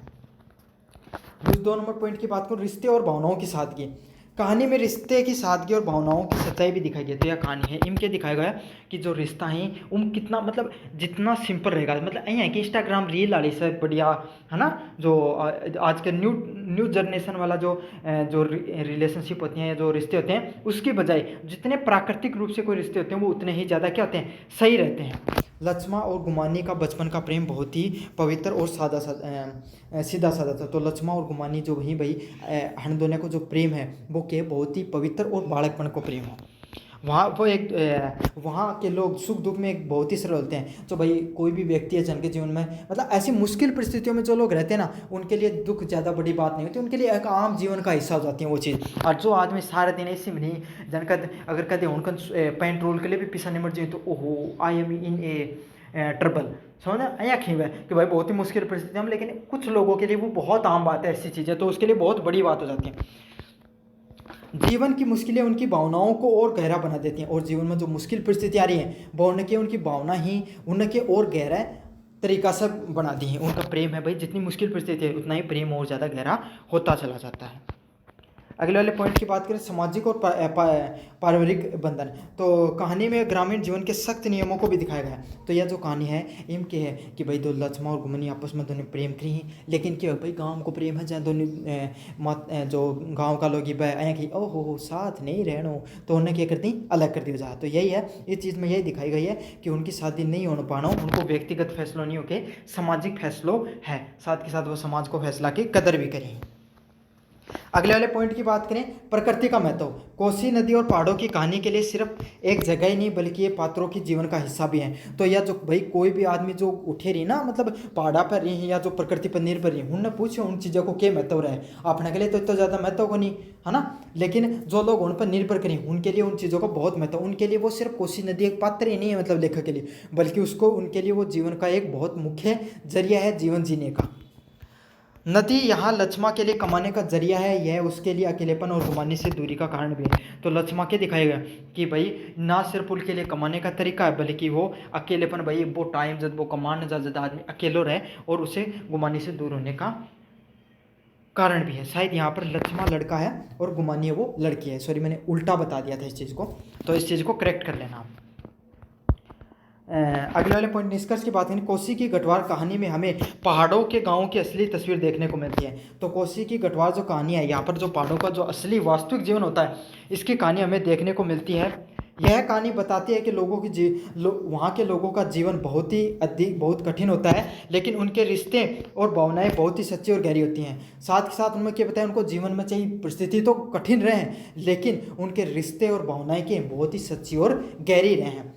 यह कहानी ग्रामीण जीवन के असीधेपन और वहाँ के लोगों की अंदर की वेदना का सजीव वर्णन है। तो यही है, वहाँ के लोगों की जो जीवन है वो कितनों सीधो साधो रहे हैं, और उनके पास कितना एक सीधे साधे लोग रहते हैं, ज़्यादातर प्रकृति पर निर्भर रहते हैं। उनको ज़्यादा इस मोह माया की, मतलब ये जो मेटेरियलिस्टिक दुनिया है, समझ में आएगा, उससे ज़्यादा महत्व नहीं रहता। वो अपने काम करते हैं, अपने उनके पवित्र रिश्ते होते हैं और प्रकृति पर ज़्यादा निर्भर रहते हैं। तो अब अगले वाले प्रश्न की बात करें अपन, मुंशी प्रेमचंद की कहानियाँ आज भी प्रासंगिक हैं, इस पर टिप्पणी कीजिए।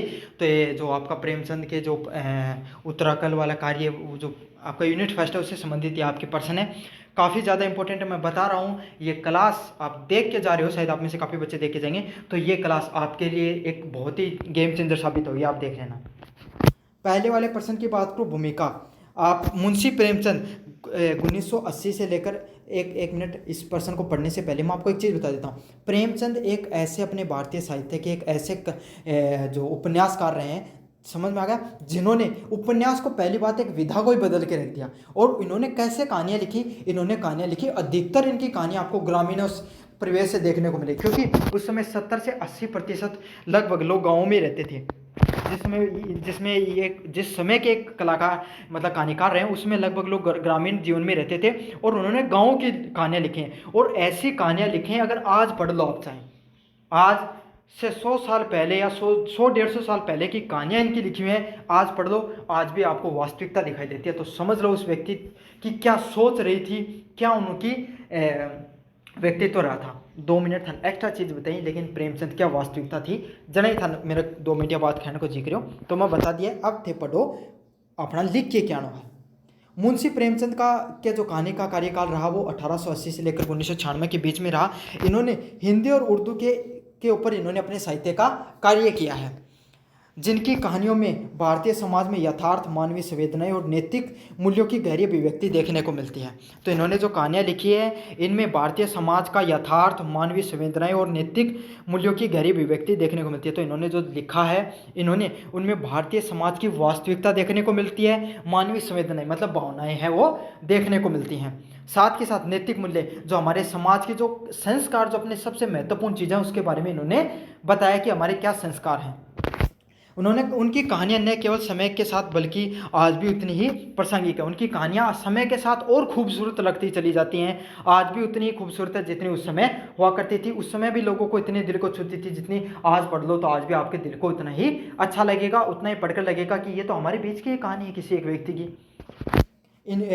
उसमें मानवीय पीड़ा, संघर्ष और नैतिक द्वंद्व शाश्वत रूप से विद्यमान है। तो उनमें जो मानवीय पीड़ा है, जो मतलब वास्तविकता है जीवन में, इन्होंने उसमें मानवीय पीड़ा, संघर्ष व नैतिक द्वंद्व शाश्वत रूप से दिखाया गया है। और इनके द्वारा जो कहानी लिखी गई, उसमें मानवीय पीड़ा मतलब लोगों को जीवन में कहीं को संघर्ष रहे है, कहीं लोग ना संस्कार से या अपने समाज से संघर्ष करता हुए दिखाई दी, वो ग्रामीण जीवन के प्रवेश पे इन्होंने बहुत ही सुंदर चित्रण किया है। इनके बराबर का उपन्यासकार आज अभी तक भी कोई नहीं हुआ है, ये मान लीजिए आप। तुलसीदास के बाद में अगर किसी व्यक्ति की बात करूं, जिसने मतलब भाई उस समय भक्ति काल के तो बहुत से ऐसे साहित्यकार रहे हैं जो काफ़ी फेमस हुए थे, लेकिन उसके बाद में मन्नू भंडारी हो गई। उन समय के काल में प्रेमचंद का एक बहुत अनोखा नाम जरूर समझ में आता है, शायद आप में से भी हर व्यक्ति को जरूर से नाम याद होगा प्रेमचंद का। यथार्थवाद और का सशक्त चित्रण, तो यथार्थवाद मतलब वास्तविकता का इन्होंने बहुत अच्छा चित्रण किया है। कैसे? प्रेमचंद की कहानियाँ जैसे पूस की रात, कफन और बड़े घर की बेटी है, उसमें किसान, मजदूर, स्त्री व दलित वर्ग का बहुत ही सजीव चित्रण देखने को मिलता है। तो प्रेमचंद के द्वारा जो कहानियाँ लिखी गई हैं, उसमें पूस की रात हो गई, कफन हो गई और बड़े घर की बेटी हो गई, ये कहानियाँ हैं, ये सारी की सारी कहानियाँ हैं। ये क्या है?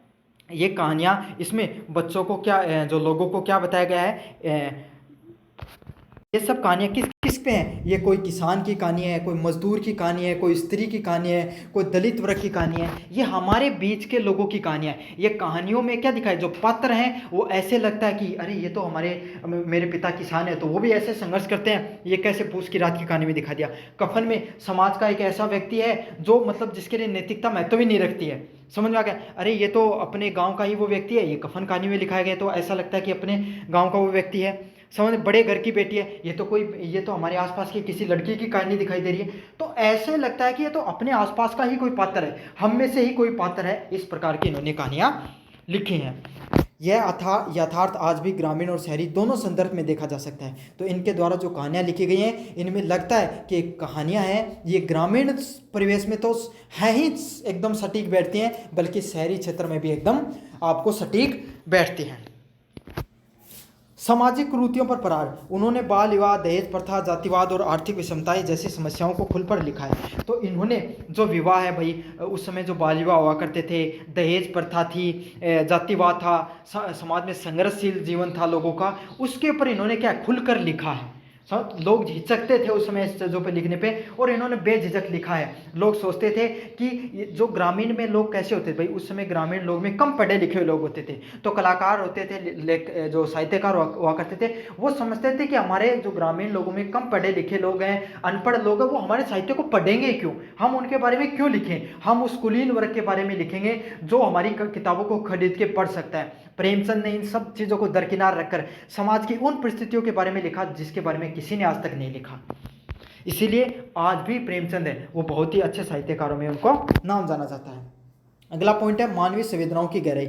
उन्होंने कहानियों, पात्रों में छिपी करुणा, त्याग और प्रेम को बड़े सरल लेकिन प्रभावी ढंग से दिखाया है। तो इन्होंने प्रेमचंद के द्वारा जो कहानियाँ लिखी गई हैं और इनके जो पात्र हैं उनके अंदर जो करुणा, प्रेम, त्याग की भावना और जो आपके उनके अंदर जो भावनाएं हैं उनको इतना सजीव तरीके से प्रकट किया है। उनके द्वारा देखो, पूस की रात कहानी या कफन की कहानी में उस कफन जब वो जाते हैं गांव में, शहर की तरफ, और जब वो चंदा लेने जाते हैं तो जिस तरीके से लोगों से मांगते हैं पैसे, तो ऐसे लगता है कि अरे ये तो हमारे पास भी वो व्यक्ति आता है ना हमारे गांव में, तो वो व्यक्ति भी कुछ ऐसे करता है। तो ऐसा एकदम सजीव बनाया गया है एकदम।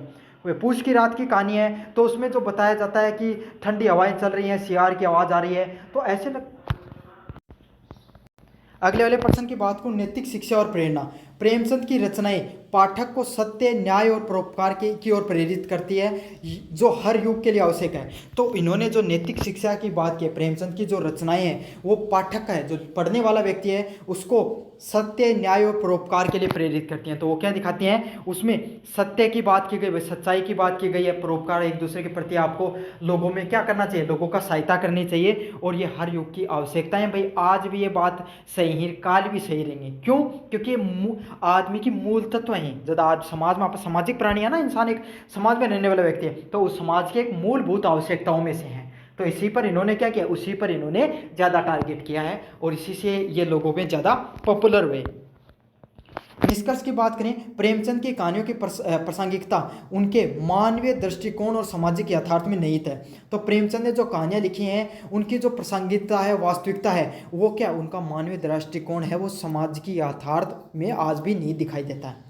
यही कारण है इस समय की सीमाओं से परे आज भी उतनी ही या असरदार और प्रेरक लगती हैं। तो आज अगर समय को पीछे छोड़कर भी अगर देखें, इतनी पुरानी 150 साल पुरानी कहानियाँ ऐसे लगती है कि कल ही की लिखी हुई कहानी है, कि कल ही किसी ने लिखी हैं। तो यही है, जब आप एक बहुत अच्छी रचना की कार्य करते हो, बहुत अच्छे कलाकार की यही पहचान होती है।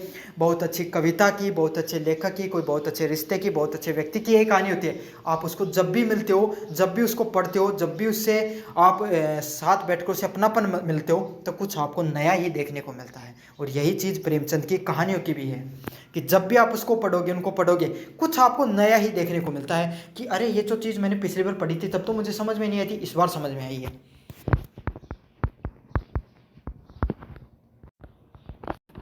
हिंदी के प्रमुख मनोविश्लेषणवादी उपन्यासकारों पर टिप्पणी।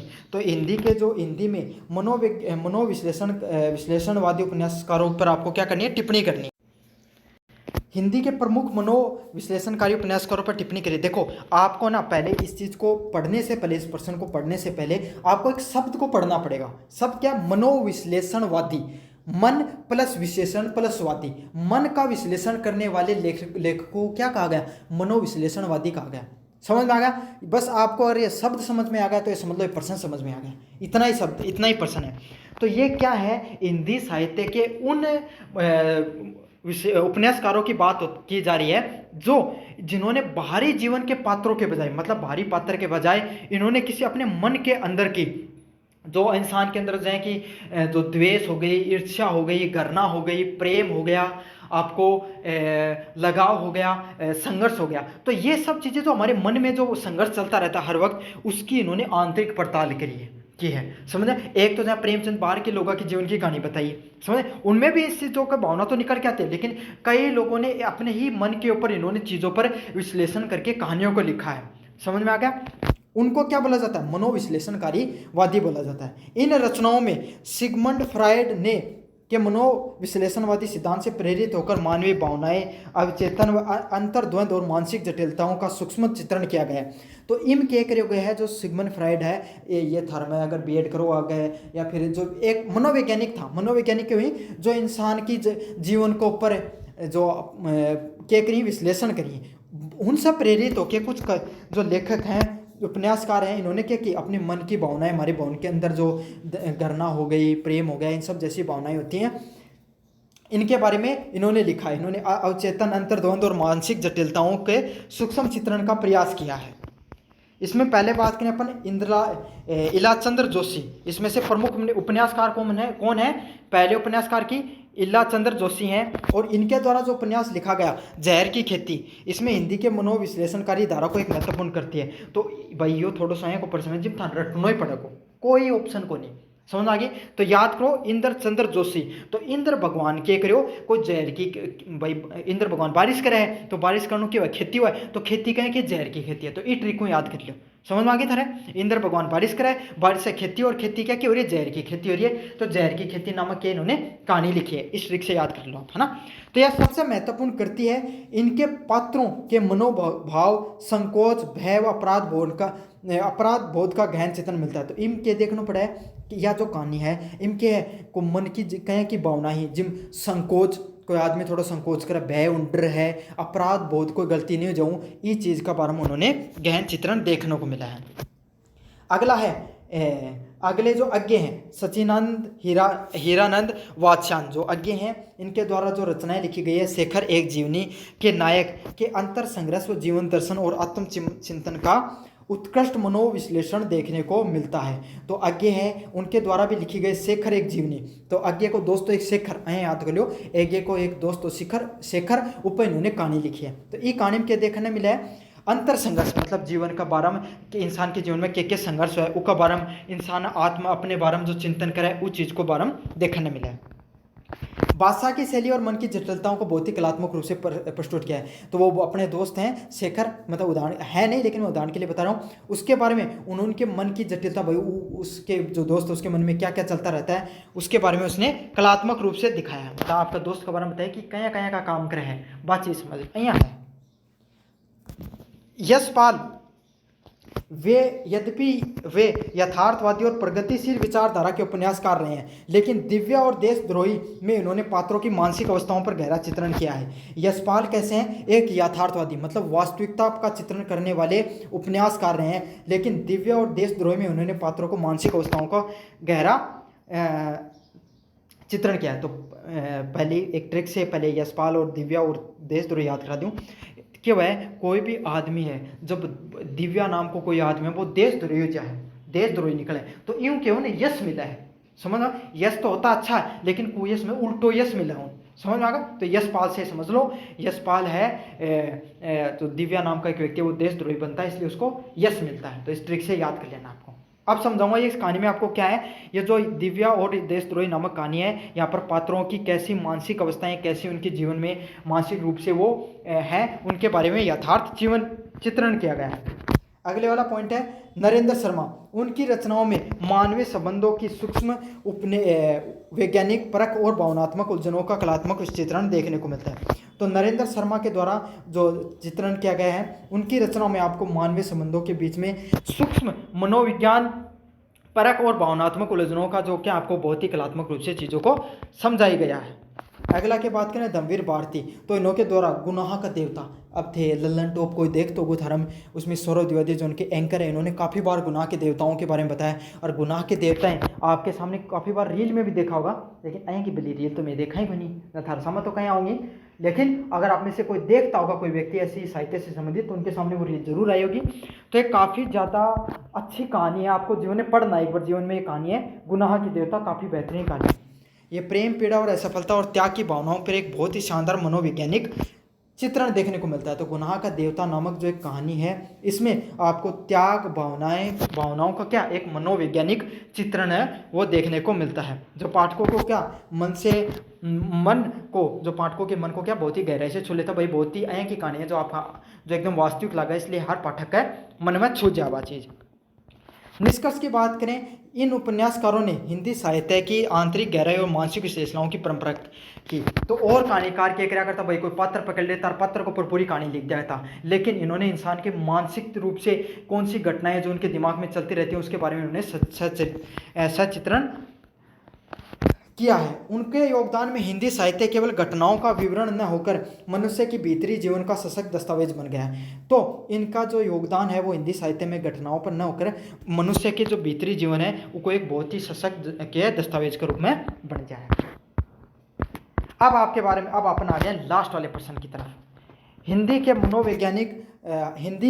के मनोवैज्ञानिक उपन्यास परंपरा पर आपको टिप्पणी करनी है। ये प्रश्न भी लगभग 2 नंबर प्रश्न जैसे है, इसमें भी कुछ अलग नहीं है, बस आपको पढ़ लेना है। पीडीएफ भी मैं टेलीग्राम पे दे दूंगा। एक चीज़ मैं जरूर कहना चाहूँगा आपसे, आप में से अगर अभी तक कोई वीडियो देख रहा है कोई स्टूडेंट, आप में से काफ़ी बच्चे मुझसे नए जुड़े हैं शेखावत यूनिवर्सिटी के सेकंड सेमेस्टर के विद्यार्थियों, इस बात की उम्मीद दिलाता हूँ आप मुझसे जुड़े तो पहली बार हो, लेकिन अब अगर आप एक बार जुड़ गए हो तो इतनी गारंटी देता हूँ बीए के विद्यार्थी हो, आप इस चैनल को हमेशा याद रखोगे, यूनिवर्सिटी चैंपियन और मोहित सर को। धन्यवाद है। कैसा लगा आपको वीडियो कमेंट जरूर करना, टेलीग्राम जरूर से ज्वाइन कर लेना, नोट्स मिलेंगे वहीं पर। चैनल को सब्सक्राइब करना और अपने दोस्तों को जरूर से शेयर कर देना। धन्यवाद।